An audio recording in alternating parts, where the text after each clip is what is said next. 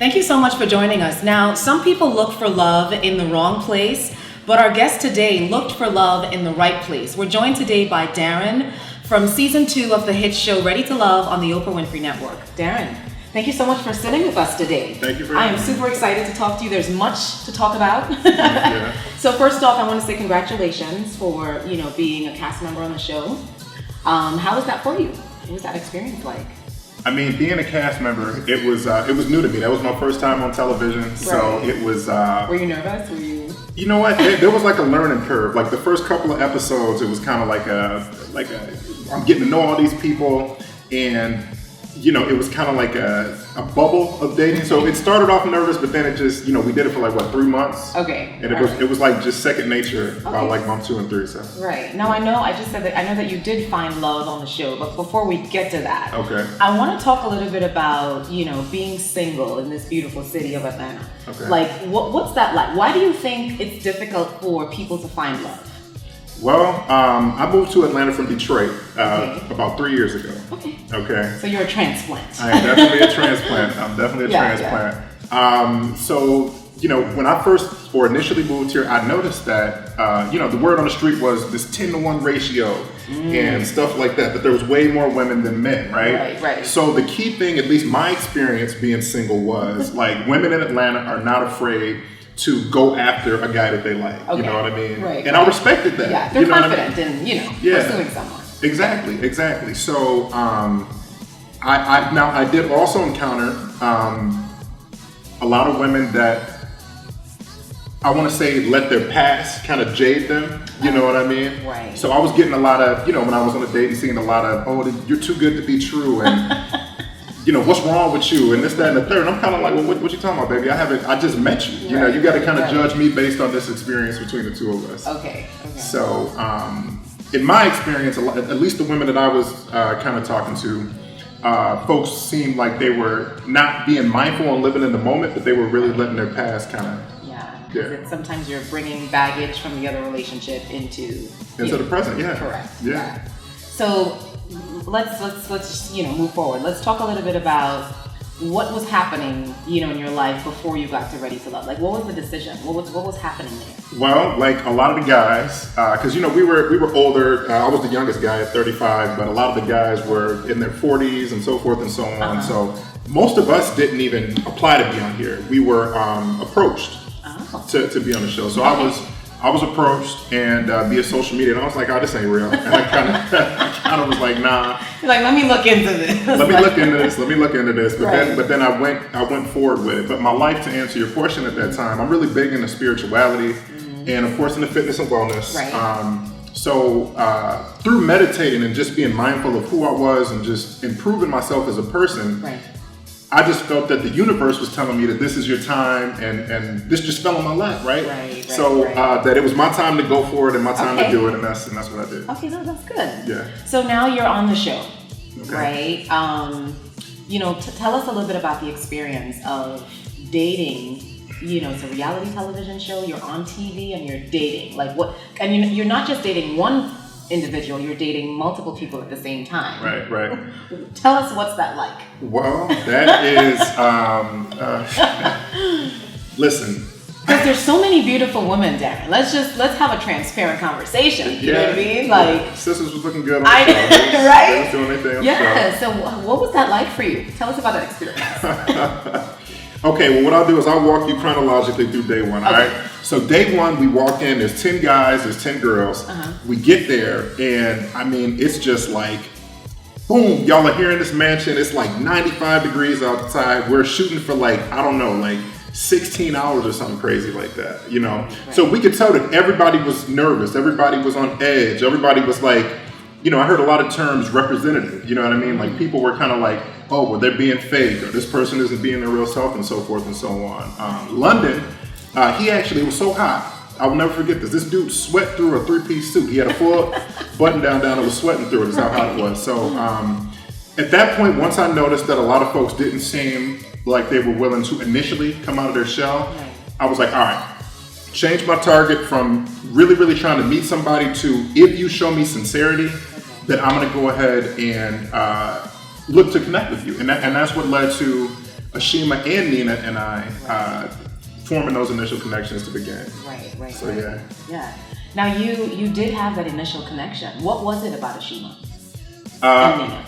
Well, yeah, because it was two at that point. Were there any other connections that we weren't aware of? Because I know there's certain things that we, as viewers, don't get a chance to see. Yeah. So were there any connections with any of the other women? You know what? For me, so Aisha and I, we're both from Detroit. So from being from the city, we kind of had a cultural connection. Right. And we were kind of like, all right, could this go romantically, or could this be just a friendship? Right. So, but we definitely had, we knew that we were going to be friends at least. Okay. You know what I mean?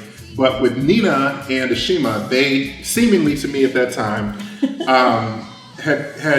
they were willing to come out of the box and genuinely be themselves. Right. So that fit the criteria that I initially set after I saw what everything was going on, and I just took it from there. Right. So, Now, what made you decide to focus specifically on Ashima? Because what happened between? Because now you're. I didn't see. So, and let me tell you. So, on TV, okay, what happens is if you have a spark thing, right? So we had a seemingly genuine connection. Let me stop saying genuine, but seemingly genuine. We had a genuine connection that looked good on television. Right. And as such, I was kind of produced where I couldn't get any other dates. You know what I mean? And that's really not taking anything away from the connection that we had, but there was a lot of time that I actually got to spend with Nina. And my thing was, and Ashima, she knows all of this. We discussed everything in detail, but this is a journey, right? So we should be able to talk and kind of explore other folks. But due to the fact that our connection was, it was pretty solid from day one. And wow. Yeah, man, production is out here. They're definitely out here. Right. Yeah. So what are some of the characteristics and qualities that you were attracted to with Ashima? Well, the sincerity, number one. She was I'm just me. Right. You know what I mean? I mean, it takes a lot to just wear a haircut I can tell that you're this. down to earth, and you just kind of just tell it like it is, right? Yeah, I do. Yeah. Right. What makes you say that? I don't know. You just seem really cool, and people can talk to you about anything. That's the energy that I get from you. Wow, you literally described me to a T. Yeah, that's right. I'm not sure if I'm correct, but that's what I'm getting from you. No, that's 100. That's me, right? So, I mean, it was her sincerity. It was her. She didn't. I mean, she always says that she kind of admires the fact that I really don't care what anybody thinks about me. But she for the most part doesn't care what other people think about her either. Right. So it was just we connected off of that, and then we're both parents, so we started to talk about the fact that I have a soon-to-be 16-year-old, and she has her son. So just things in common initially, and just the sincerity. I'm gonna go with that. Yeah, sincerity. Keep hearing that word. That is my word. That is my word. So tell us, and I'm sure the viewers would want to know, how is the relationship going? Because are you guys still dating? Because I know you did find love on the show. You made a commitment on the show. How is that going? So y'all can hear it first. This is my first real interview. I mean, we've been on the radio and done some things, so forth and so on. So Ashima and I definitely found our connection on the show. Right. So as you guys saw, my father ended up having a heart attack. So I had to leave and go to Detroit, and but they didn't really focus on the show because when I left, then the other couples they kind of zoned in on that. But being in a situation where you almost lose a parent and then you're trying to get to know somebody, I mean it's gonna have to take a back seat to. Because now your focus has shifted. Yeah, exactly. So I came back from that for the last episode, but. We kind of tried to rekindle what we had, but it really wasn't the same after I left, if I'm being honest. So we dated for some time, and but we are. I mean, I know this is going to sound super cliche, and everybody says that we're the best of friends, right? But But, she's a super cool girl. I don't have anything bad to say about her, but it just, it just wasn't the same after I came back. Right. Yeah. And you just think it was because of, dealing with your dad, being ill? Do you think that there was too much time that passed? What do you think? You know what? Or you can't really, or you don't know. You know what I mean? Do you think you know what it might be, or? I'm gonna say that my head just it just took me out. So you got to think, right? It's not only is it a show for love, or you're trying to find somebody, right. but it's an elimination show, right? So at the end of the day, nobody really wants to get eliminated. So people are in this competitive mode and so forth and so on. Right. So make it to the end. Make it to the end, right? Not saying that everybody did that. I'm just speaking from my experience. So I sensed the competitive side to this thing, and everybody else was stuck in the microcosm. Okay. And when my dad had the heart attack, I was taken out, and I got back to real life for like a week. My son was there. I was around family. Mom's crying. My sisters are crying. You know what I mean? I'm seeing stuff that I hadn't seen, and it kind of just snapped me back to reality. And I was like, okay, you know what? This is working for she and I within this microcosm. Right. But how can any of us really commit to one another until we've tried this dating thing outside of that box? You see what I'm saying? Right. Because if I'm going on a date with you or anybody, there's not going to be a production team calling you saying, "Hey, show up here at 4:30. Okay, who's my date with? Oh, we can't tell you that." You know what I mean? Right. So if you're dating organically, it's completely different than that. So right. Yeah. So is it safe to say that you are still single? I'm sorry, I'm over here exaggerating. I'm sorry. Yeah. Can we? Is that you're single? Yeah. I'm single. Okay. Yeah. And so, what are you looking for in a female? Let's talk a little bit about that. What are you? Well, are you dating? Are you taking some time off of dating? Well, this is what the journey or experience taught me. Okay. Yeah. That when you want something, like, don't go looking for something. You know what I mean? Change yourself internally, and then let the universe bring these things to you. Okay. Yeah. So I've really been doubling down on business. Brent and I from the show, we formed a couple of companies. Okay. So we've done that, but as far as dating and love goes, I'm just working on me internally, and I'm sure that the lady for me is gonna, know me when she sees me, because I don't know. Yeah. You're just waiting on the universe. I ain't even gonna say I'm waiting. I'm just. Let's go with that. Yeah, waiting on the universe. Or you're doing yourself. You're just focusing on you and your business. You kind of just. Well, yeah. Let's go with that. Just focusing on business. Yeah.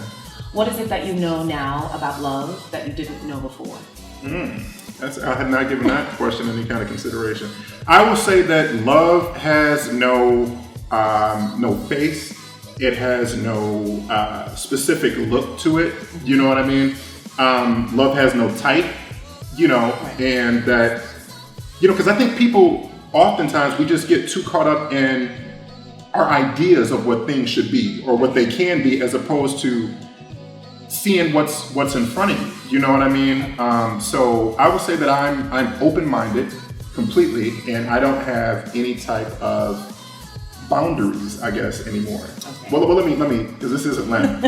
I have boundaries on the sex of a candidate. Yeah, but no, I don't. Types and stuff like that, I've learned to kind of get away from that. Yeah. What advice would you give to other men in the dating scene, dating process? What would you say to them? Which men are we talking? Like just men, period? Just men in general, yeah. Young black men like yourself who are looking for a significant other, what would you say to them in terms of giving them advice about love? Well, I would say you might not want to take advice from a single guy. Because you did find love to some extent. It didn't work out, but based on your experience, what would you say to them? Well, my mom has always said that I'm the person, I wear my heart on my shoulder, and I fall in love quickly, and so forth and so on. So I would say, don't let the past jade you at all. Live presently in the moment, and don't blame outside circumstances or outside. This is wrong with her. This is wrong with him. So forth and so on. Because the one thing that all of your exes have in common is you. Honestly. You know what I mean? Yeah. So with that being said, if you're the common denominator, change that denominator. You know what I mean? Change what's going on with you internally, because, you know, in my belief, I truly believe that reality, or our world, is literally just a reflection of, you know, our thoughts, our beliefs, our mindsets. So, you know, if guys are complaining about, oh, well, she a thotty and this, that, and the third, and she a whole gold digger, and, you know, I've heard it all. But what's going on with you internally that you're attracting those kind of women? You know what I mean? So I would just say that the key point I would say for advice would be to focus on yourself internally. And take this with a grain of salt, because I'm saying so. But you know, you're speaking from experience to some extent, what you've seen and, you know, what you've been through. Yeah. So I can you say can still that. give some advice. And you know what, as a father, my son is about to be 16 in a couple of weeks. This is definitely the same advice I gave my son, so I can say that for sure. Yeah. So tell us what's next for you. What's happening?